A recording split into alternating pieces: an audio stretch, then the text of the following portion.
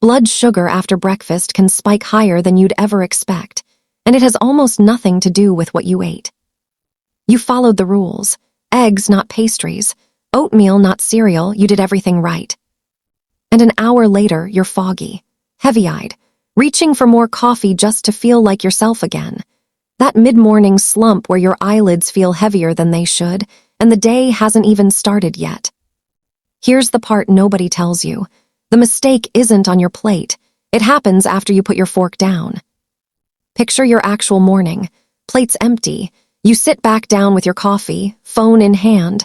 Maybe the news is on in the background. 10 minutes pass. Then 20, you haven't moved. Sound familiar? It should. Almost every woman does this without ever questioning it. It's not laziness. Nobody ever told you it mattered. And if you've ever felt frustrated with yourself over this, that frustration was never necessary. You weren't doing anything wrong. You were just missing one piece of information that almost nobody talks about. Here's where it gets interesting. Your body has a built-in way to handle that rise in blood sugar after eating. It's not a pill. It's not a supplement. It's your muscles. The moment they're active, they start pulling sugar out of your bloodstream like a sponge. The moment they're still, that sugar just sits there longer than it needs to. So why does everyone blame the food instead? Because the food is the part you can see.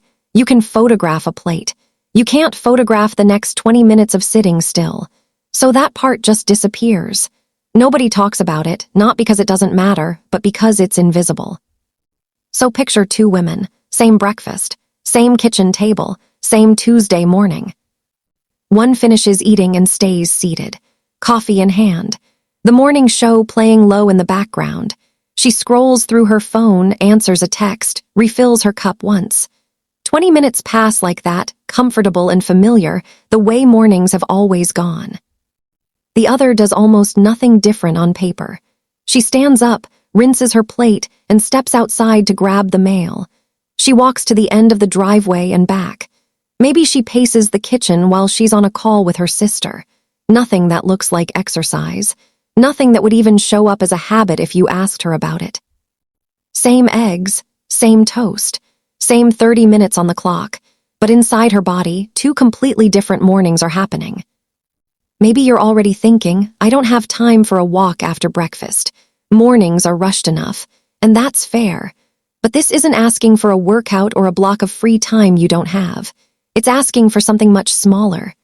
Movement, in whatever form fits the morning you actually have.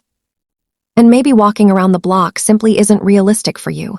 Bad knees, a bad hip, balance that isn't what it used to be. That doesn't leave you out of this. Standing up to do the dishes instead of leaving them for later counts. Light stretching at the counter counts. Shifting your weight, marching gently in place while you wait for the kettle, even just standing instead of sitting. Your muscles don't need a destination. They just need a reason to switch on. On a normal day, that might be a real 10-minute walk outside. On a rushed day, it might just be standing at the counter instead of sitting, or packing while you brush your teeth. On a day you're exhausted, even a few minutes of light movement around the house counts. This isn't all or nothing. It's just not nothing. And this pattern doesn't only show up after breakfast.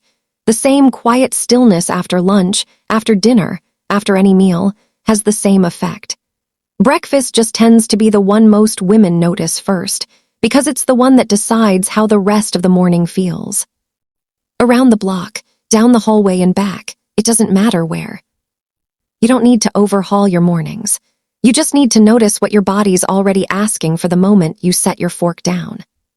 For years, so many women have searched for the right breakfast, the right ingredients, the right rules to follow.